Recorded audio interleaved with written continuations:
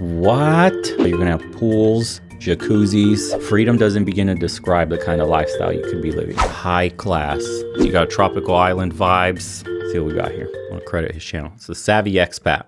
What's up, Savvy Expats? In today's video, we're breaking down income brackets to determine what's considered rich in the Philippines. So by the end of this video, you'll understand what's categorized as poor, middle class, and rich in this country. Alright, without wasting time, let's get into it. First, we start off with Philippine income brackets and salaries. The average salary in the Philippines is around $500 per month or $6,000 annually. That said, salaries range from $200 per month on the low-paying end and $4,000 per month on the high-paying end. So you may ask, what do these jobs consist of? Well, in terms of the low-paying jobs, this consists of blue-collar work, like a waiter, a cashier, a construction worker. You get the idea. But diving deeper into that, let's talk about the salaries of low-paying jobs in the Philippines to give you a better understanding.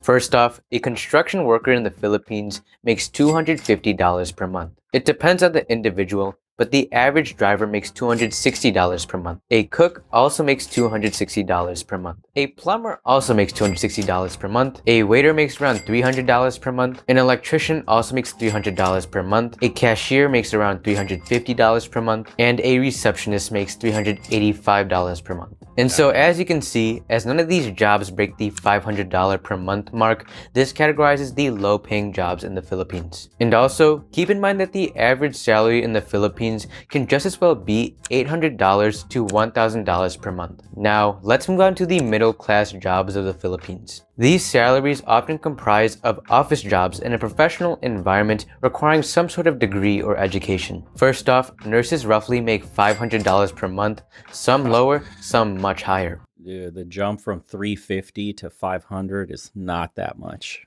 And this is, quote, professional degrees too. Ooh-wee. Firefighters and police officers generally make $500 per month. An architect roughly makes $600 per month. An accountant also makes $600 per month. A software engineer makes around $700 per month. A sales representative makes around $750 per month. A real estate agent almost makes around $1,000 per month. An IT manager makes around $1,050 per month. An aircraft pilot makes around $1,100 per month. And lastly, let's cover the highest paying jobs in the Philippines. A dentist makes $2,300 per month. An attorney makes $3,500 per month. A surgeon makes $5,000 per month. Wow, dude. What? Per month. An attorney makes $3,500 per month. So if you go, wow, if you go to the Philippines with some form of remote work, which is going to eclipse 3,500 easily, even 5,000, you're on doctor level there. Wow. Per month. A surgeon makes $5,000 per month. A judge makes $4,200 per month. And a lawyer makes $3,400 per month. So now you have a basic understanding. That's high end, guys. You have to understand what that really means in your day-to-day living. Like, you're going to be in a little villa. You're going to have pools, jacuzzis. It's something unfathomable here in the United States. You would need the equivalent of like $20,000 a month to live like you would. Probably more, dude. Honestly, like $30,000 a month would probably get you an equivalent lifestyle to what you could get with $5,000 a month. That's wild. To be on par with amenities Of the income brackets in the Philippines categorized by their economic class. From a Western perspective, you may be shocked by how low these salaries seem, but keep in mind that these salaries are exceptional relative to the country's cost of living. Of course, in the US, it would be hard to get by on the Philippine middle-class salary. But in the Philippines, a little goes a long way. Now let's move on to the question you came here for. What's considered rich in the Philippines? Simply put, anything over $4,000 per month is categorized as rich in this country. There you go. So if you're making over $48,000 per year in your country, you come here to the Philippines and you're balling. Because technically, you're living like lawyers, surgeons, and political officials. If you're making over $100,000 per year, forget about it. You're Elon Musk here. No, but in all seriousness, according to SalaryExplorer.com, 95% of the people in the Philippines make less than $4,000 per month. 95. So this is why 95%. You're in the top percentile right away, making 5. Holy moly. If the wheels in your brain don't start turning, for the men out here that watch this and they go, how can I make my dollar go further? You know, you might have a job that pays 35, 45, 5,000, something remote work. Some of you software developers, some of you work on websites, some of you consultants, some of you pulling down way more than that. And you look at figures like this and cost of living and wow, freedom doesn't begin to describe the kind of lifestyle you could be living. And this is just one example. You got to think there are areas like this all around the world. Classified as rich if you make this amount of money per month. Because to put it into perspective, if $2,000 per month is enough for an expat to get by in the Philippines, just imagine what $4,000 per month can do for a local here. But let me give you a clearer understanding about how income brackets are categorized here. We're categorizing this based off of 5 economic classes, and that is first, the poor class, second, the lower middle class, third, middle class, fourth, upper middle class, and fifth, rich. So what's considered poor in the Philippines? Anything below a $200 monthly income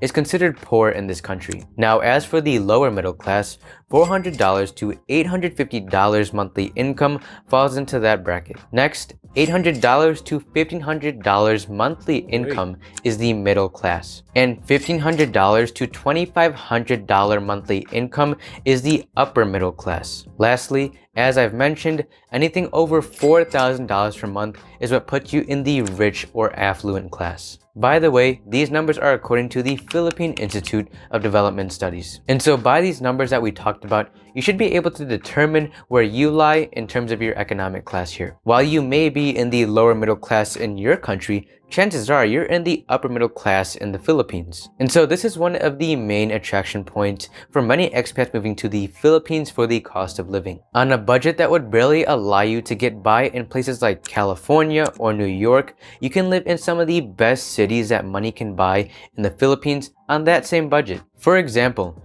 though my family's expenses would be considered high by most locals here because we live in BGC, it's still much lower than our expenses in Chicago, and this was before inflation. And so this is something that you'll likely see when living in the Philippines. I'll tell you, if you're living in Chicago, New York, or California, your expenses will significantly decrease even if you're living in some of the highest end cities of the Philippines. Now, I don't want to give you the idea that it's plain out cheap to live in these cities, but relative to the current US, it's much more affordable here. Not only that, but your lifestyle will change in numerous ways. For instance, one of my favorite hobbies is playing tennis, so at least once a week I'll meet up with my trainer and we'll play. In the US, tennis lessons are usually around $45 per hour or even more than that. But here in the Philippines, despite tennis courts being exclusive to mostly a higher social class, it only cost me $20 per lesson. And you know what? That's for 2 hours of tennis lessons. Oh my God! This brings attention to something like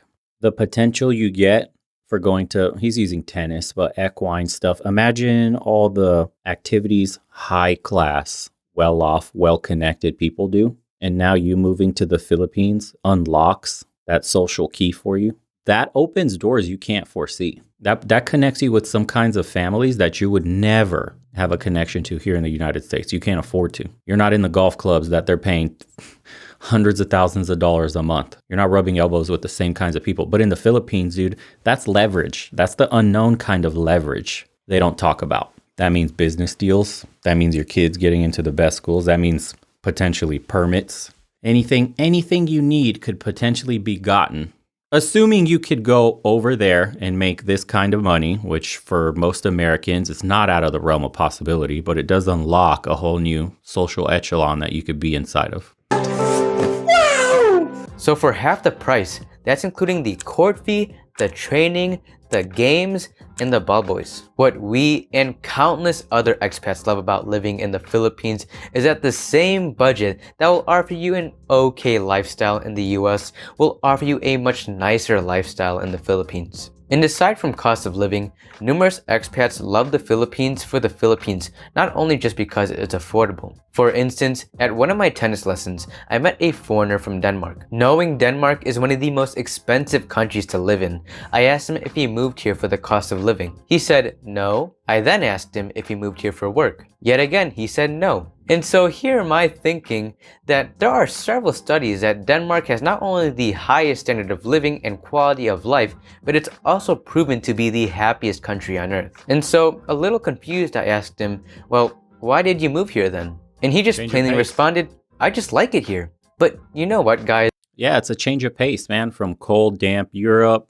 He's sick of winters. He likes how relaxed they might be over there in the Philippines. You got tropical island vibes, beaches. You don't have that in Denmark. And if he could take a majority of his salary and go live in essentially a tropical island, then of course he's going to make the move.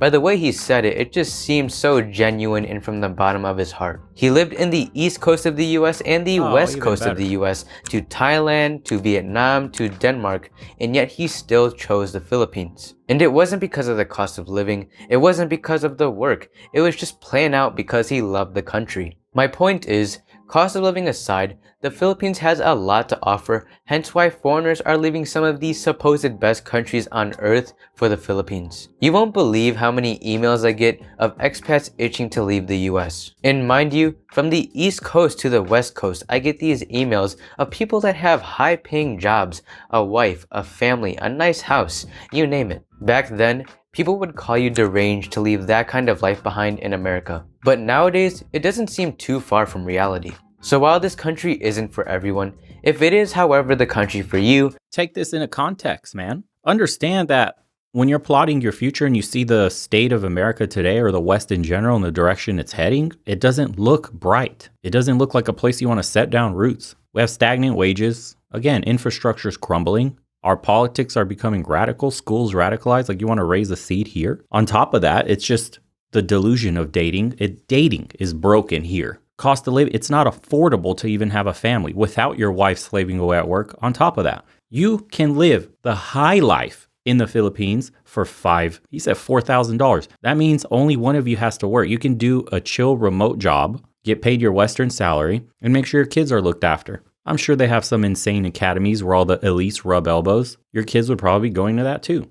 You will love it. Not to mention, the Philippines has grown tremendously in a short period of time. Best way to support the channel for those asking is literally becoming a member on Locals. They don't take much of a cut. I think YouTube takes like half or more. If you guys are donating through Apple products, Apple takes like a 30% cut for the App Store. YouTube then takes like a half. You end up with like 30% or something. It's wild.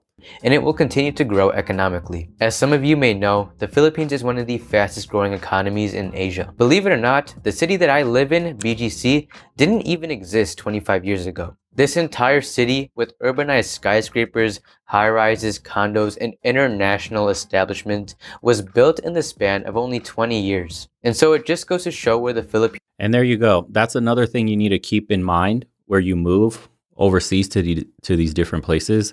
Economically, where's the money going? Okay, for example, say you live here in Phoenix. Like, do you see a ton of money coming into Phoenix? Development. Yes. Okay, what kind of development? Well, it's very specialized. It's like mansions, it's high rises that are luxury, but nothing really expanding the middle class, right? Okay, for example, and then again, highly specialized investment that doesn't affect the vast majority of people. So there's not much actually happening. And then when you take a look at where the middle and lower class lives, they're not being brought up. If you've noticed in some big cities in America, most of the money for the middle class and the lower class, their infrastructure, their schools, everything has been siphoned out. It's all crumbling. Those areas are becoming, quote, ghetto. Those areas are becoming worse. Meanwhile, rich people continue to separate themselves from everybody else with their gated mansions, etc. Now, when you look at other countries like the Philippines or whatever, and he's talking about an intense overhaul in just 20 years, like, what do you think is going to happen in another 20 years? Like, how do you think the lifestyle, the cost of living is going to change in a country like the Philippines? And that's just one example, but the rest of the world has caught up, man, to the United States. It's not sticks and stones out there anymore. Your quality of life is going to be fairly similar, if not better, because your dollar goes further. So the quality of life in the Philippines is going to up dramatically in the next 20, 30 years. Where do you think the quality of life of New York's going to go in the next 20, 30 years? San Francisco, LA, Miami. Do you think the quality of life can peak further than that? If you're talking super high-end stuff, look at Dubai. Why would you ever live in something like New York when you could just be in Dubai? It's cheaper and they have more new things, more high-end tech, more investment, no taxes, better high-rises, better everything, better transport. You could fly to most destinations in the world. It's closer. Like there's absolutely no reason. Yes, Dubai is cheaper than New York. Yeah. Oh yeah. Way cheaper. Philippines is headed economically speaking. In addition to that, Manila. Oh, Ryan, let me read that real quick. I'm struggling deciding what remote job to go after. I'm an Intel analyst by trade and hold a TS clearance, but it's hard to find something outside the US. That's a hard one. Has gone through some massive transformation over the years. If you were living in places like Makati back in the early 2000s, you would see that it was pretty much the red light district. There was plenty of working women, girly bars, and drugs going on. But nowadays, places like Makati is completely cleaned up of all of that type of activity, and it's where the affluent reside. But going back to the question of what's considered rich in the Philippines, anything over $4,000 per month would classify you as rich here. If there's expats that come here with $1,000 per month and $2,000 per month, you can only imagine what $4,000 per month can provide you in this country. Even if you're in the middle class range, $850 to $1,500 per month, generally that's on the lower end of the spectrum, at least for many expats. I generally recommend that you come here with at least $1,500 per month. Now, if you're willing to live frugally, $1,000 can cut it. But even at that, you don't want to push it too far down where you're just existing and not living. Then again, we all have different preferences for our lifestyle. Though many expats have done it, I wouldn't personally recommend it. That's what I'm saying. Now, if you fall in the upper middle class bracket, $1,500 to $2,500 per month, then that is easily attainable by most of you in America, most of you in Western Europe. This would make you live in a middle class setting. You're telling me $1,500 to $2,500 a month, remote work, very, very doable. We're not saying 10,000, guys. You have to understand the power of the dollar. I think there's a misconception here that you have to be some older gentleman that's like deep in his career. He has the ability to work remote, etc., etc. But this is not an issue, 2,500. The issue is finding a job that will actually allow you to work remotely. But some jobs by nature are remote anyways. See, there you go. Sheesh, I make that in a week and a half. There you go. And this is a month. This is a month. Much better. I wouldn't say that you'd be able to live like a king, but it will afford you a decent living in a small town. With that sort of budget, you'll likely be living in the province, just enjoying the simple things. You can shop at the local markets, cook your own meals, and live in a modest provincial home. But once you're up at $3,000 plus, then this is where you can afford a lot more flexibility. But at $4,000 per month as a single person or a couple, then you will not have to worry about your expenses. You can choose between living in the city or the province, or even both. You can eat out however often you want. You can get massages, sign up for the gyms, and shop at the malls. Overall, your lifestyle improves drastically. But at the end of the day, guys, everyone has their own taste, and you can personally adjust according to your budget. There's no budget that's the end-all be-all in the Philippines, but you hear that? $4,000 a month. Basically, you don't worry about money anymore. Anything you want, you can have it. You eat out every single day. Breakfast, lunch, and dinner. Not an issue. You're not counting. You're not penny pinching. You're not turning off the AC because you don't want to pay extra. Nope, the shit runs all day. Isn't that quite different than the lifestyle you're leading right now? But to explain the obvious, the more the better. And so there you have it, savvy expats. That's what's considered rich in the Philippines. Hopefully you have a better understanding of how much people earn here and how social class is categorized in this country. If you got any value out of this video, a like and subscribe would be appreciated. So yeah, but how do you make that money there? That's where your brain has to come in and you got to start thinking, bro. You're asking the correct question, but it's time to sit down and really make it a reality. Have you actually sat down and started researching remote work? Have you given this a real shot and made an outline of how you're going to get there? Say 3-year plan, 5-year plan, 10-year plan, something like that. Most people just ask that real general question. It's like those guys that go to the gym every New Year's and go, what's your goal? I'm going to lose weight. Oh, and they start at New Year's. Okay, but how are you going to lose weight? They don't think about any of that shit. They just think they're going to show up to the gym. They don't do any research. They don't do any work. They don't get a plan together. They don't change the food in their fridge. They last 2 weeks and then they all disappear. This is your average person. You see them. The gyms fill up in 2 weeks and they all disappear very shortly, post New Year's. It's the same story with, yeah, but how are you going to get a job over there? How do you make that kind of money over there? Bro, the answer is on the internet. I'm a software engineer that works from home. It's time, boys. LOL. There you go. There's answers. If you this is a brutal truth. If you want it bad enough, you'll figure out a way to get there. A lot of people are too content, too soft and happy. I wouldn't even call it happy, but just secure in the mediocre life they're living here in the US. It's daunting, dude. It seems strange. They may be afraid. There's fear involved here of moving to another country, uprooting your life. That's really what it is. That's what you're afraid of. It's not the how do they make money there. It's like, I'm kind of afraid to make that step.